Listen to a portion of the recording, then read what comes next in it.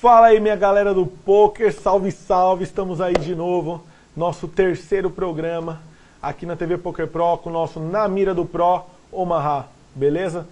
Vamos continuar aqui com a análise do torneio do nosso grande Renan Bruschi, Internet 93 Online, tá? Grande jogador.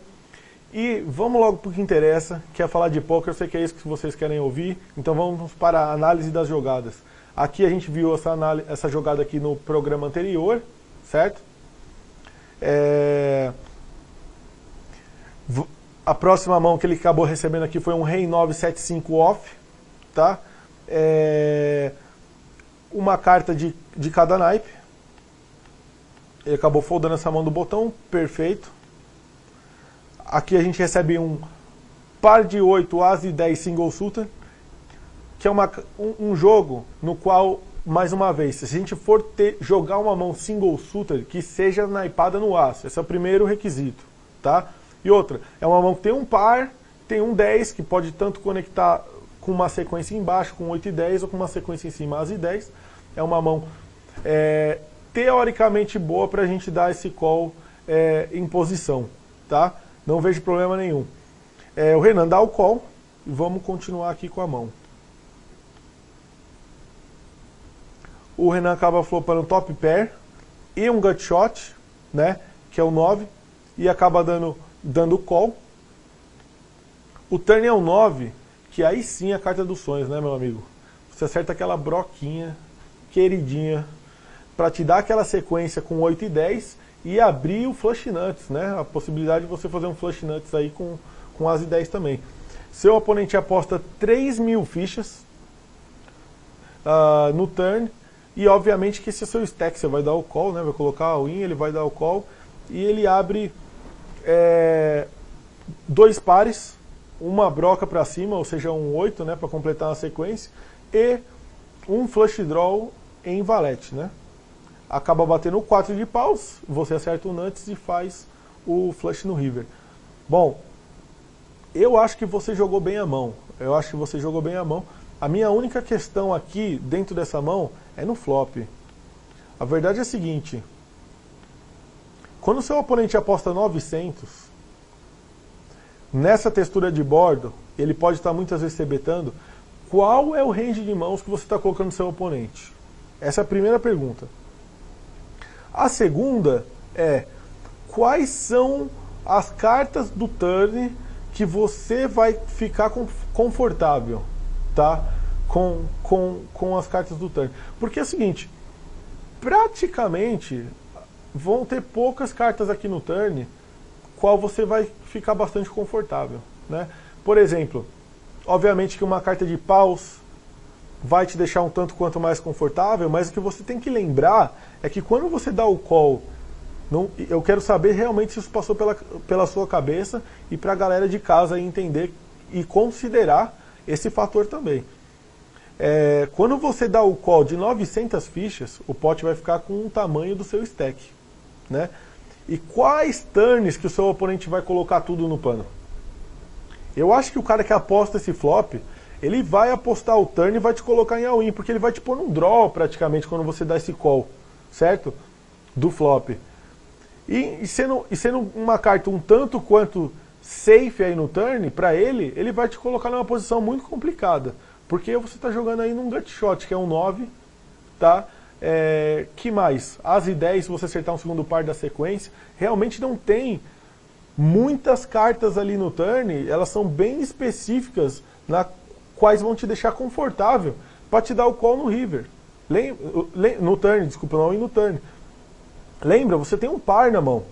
Isso acaba, de alguma maneira, te comprometendo. Então, se você acha que realmente a sua mão, a melhor mão, é o top pair, e você joga por um gut shot, no caso do cara te dar um call maluco, eu acho que a melhor opção, então, seria você ir all-in no flop, tá? Aumentar no flop. Agora, já que você decidiu jogar essa mão. Agora, a linha do call, do flop, realmente é a mesma questão, é a questão que eu venho debatendo. Quais turns que vão ser interessantes para você dar o call com segurança aí? Eu acho que difícil. Eu acho que é difícil. Eu ainda te digo, muitos jogadores que eu conheço de um nível muito bom, tá? Podem falar que esse não era o flop que ele estava procurando e podem dar fold, por exemplo, uma bet. Eu, na minha opinião, a gente conectou com o flop, a gente acertou o top pair e tem o gut shot, tá?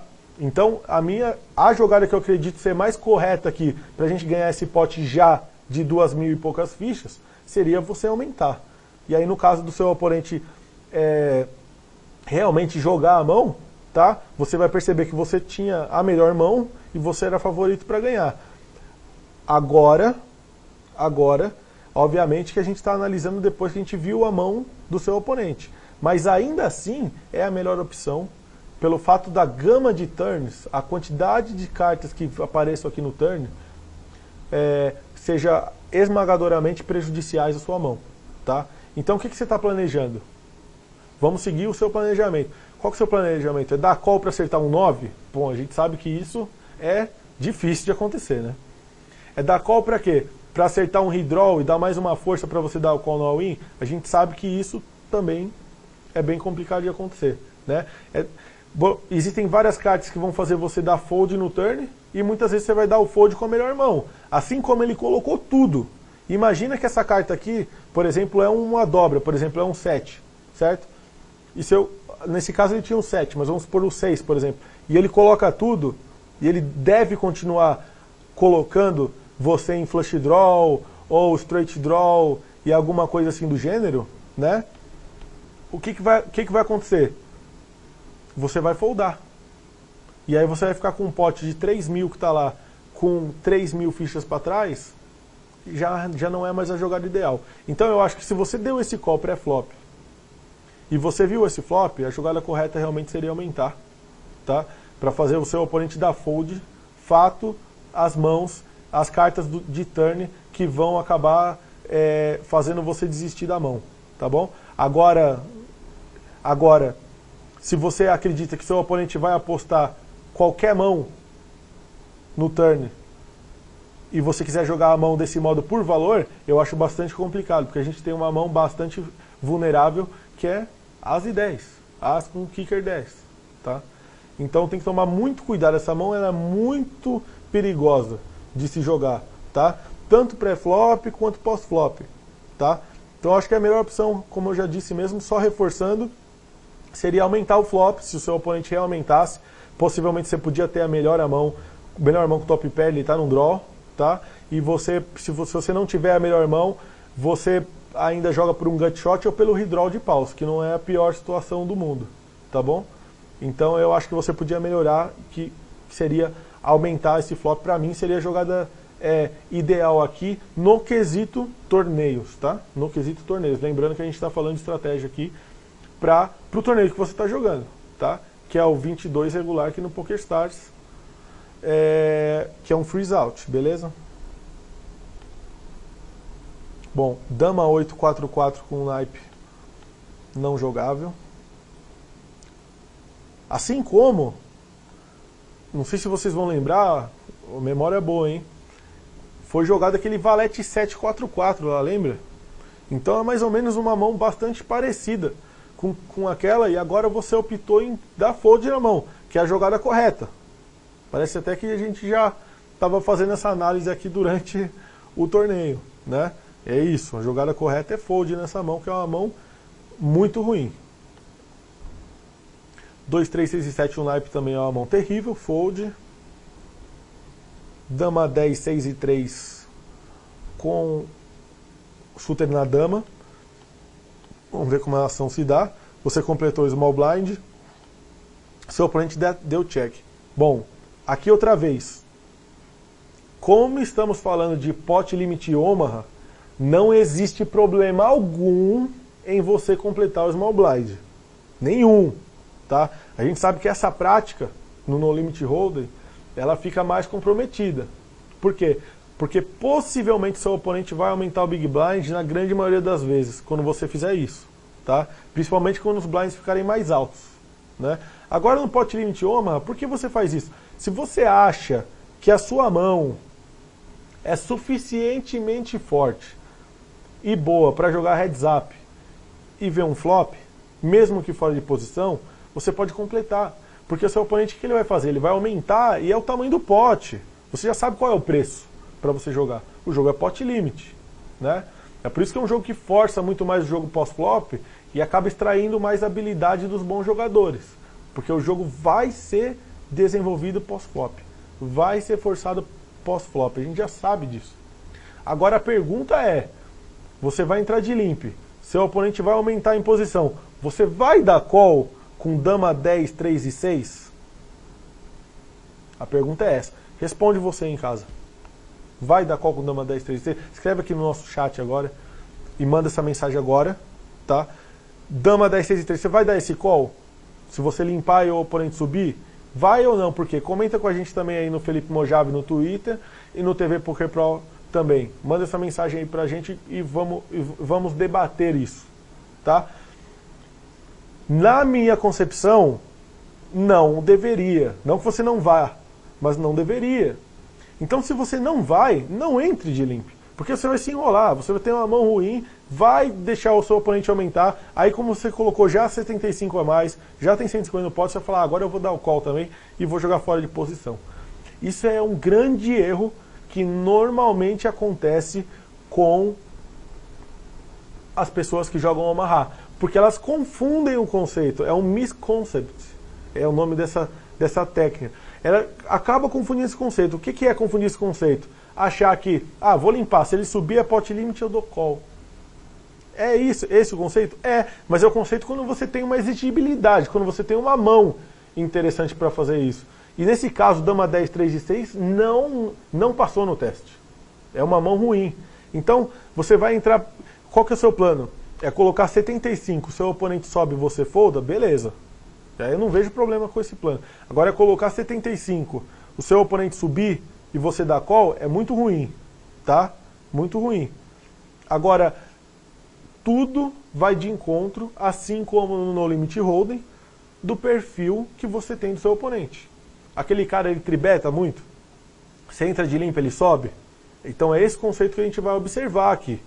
Por exemplo, se esse tal do N Kamura aqui é um cara mais tight, gosta de ver flop, etc e tal, você pode fazer isso. Assim como contra um cara desse, na grande maioria das vezes, você vai querer subir para roubar o blind dele. Certo?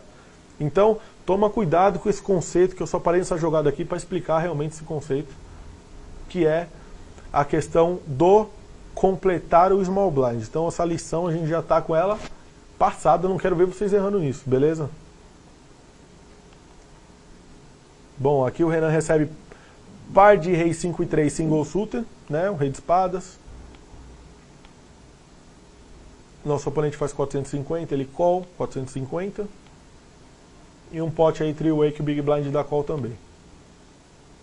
Flop 4, 10 e 8.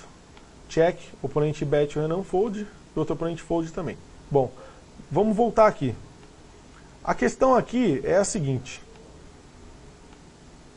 Quais são as mãos e quais foram as situações de que o Renan, de que o Internet 93O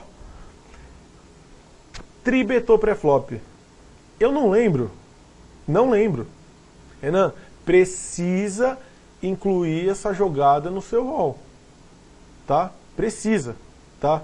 Seja ela por valor, seja ela por blefe, você precisa colocar essa jogada. Você está vendo, por exemplo, com muitas mãos de valor, como por exemplo, 8, 9, 10 valete, ou como por exemplo, agora o par de rei com um naipe. Cara, você está no botão ainda, entendeu? O fato de você estar com o botão, muitas vezes, o que ele faz? Ele te faz jogar para trás. Ele te faz falar, pô, tenho posição, deixa eu dar um call aqui, vou ver um flop. Entendeu? Não vejo problema com isso, nenhum. Mas onde eu vejo problema é o fato de você não tribetar. Você tem que colocar essa jogada no seu rol, tá? Tem que colocar essa jogada no seu repertório. Então o que acontece? Você vai extrair valor de muitas outras mãos que vão querer ver um flop, tá? Você vai ter posição, vai te facilitar o jogo pós-flop, vai facilitar a C-bet você ganhar quando você errar, vai facilitar você representar muitos boards. Por exemplo, seu oponente dá call na volta, vou dar um exemplo. Seu oponente dá call na volta, certo? Bate uma azeitona lá no flop, boom, certo? Pode ser azeitona de espada, com outra carta de espada você vai estar no flush draw de rei. Pode ser uma outra um outro as no qual você tem plenas condições de representar que aquele as é o seu. Foi você que tribetou pré-flop e foi o seu oponente que deu call fora de posição. Então você aumenta a sua gama de jogadas quando você faz essa jogada. Você se torna automaticamente um jogador mais lucrativo.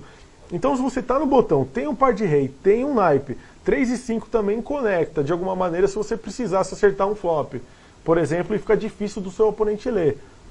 Por que não tribetar? Tribete. Aqui é a jogada certa do tribete, a jogada correta para o tribete, tá? Frente ao jogo que você vem apresentando.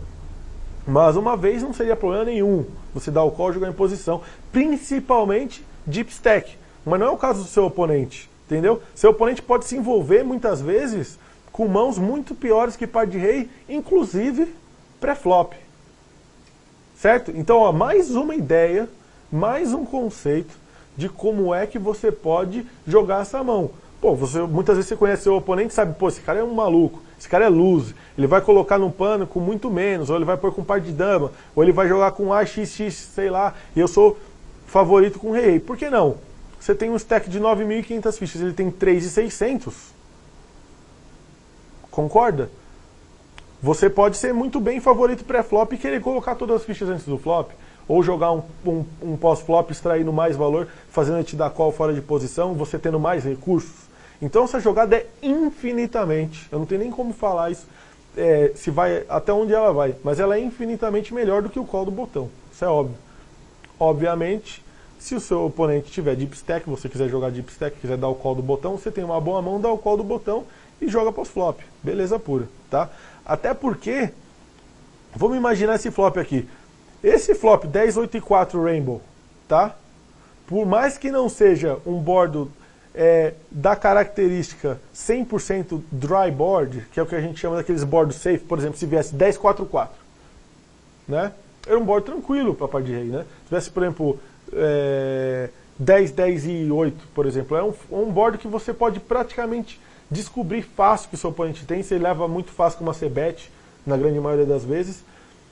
E esse board também, 10, 8, 4, por mais que não seja o conceito 100% dos dry boards, né, pelo fato de estar conectado ali também com mãos que seu oponente abriria, né, ainda assim é um board bom para você c-betar. No caso, se você tivesse tribetado seu oponente call, você c-betasse, você ia ter um grande índice aqui de ganhar essa mão aqui sem showdown. E é basicamente isso que a gente está procurando. Quanto mais mãos que a gente ganhar sem showdown, vai ser muito melhor, tá? A gente vai se arriscar muito menos, vai continuar arrecadando fichas no torneio, você está numa condição excelente, com 9.000 fichas, e talvez essa condição é a condição que também tenha te prendido um pouco. Pô, já estou com 9.000 fichas, vou dar uma segurada. É o mesmo erro do conceito do botão. Pô, estou no botão, tenho uma mão boa, vou dar call. São fatores que prendem a gente. São fatores que trazem a gente para uma questão muito mais passiva. Então, tem que tomar cuidado. Reanalisar, para pensar antes da jogada. Não faça jogadas automáticas, porque poker não tem padrão. Omaha, então, não existe padrão. Tá? Não existe aquela história de falar, pô, essa é 100% das vezes a melhor jogada, etc e tal. Não existe. Porque é um jogo de pessoas e é um jogo técnico. Então a gente vai ter que mixar isso por todas as vezes, tá? Acho que essa mão aqui é um exemplo legal de uma ideia de como a gente pode enxergar, tá? O Omaha de uma maneira diferente, quais são as opções que a gente tem, beleza? A partir já para a próxima mão aqui.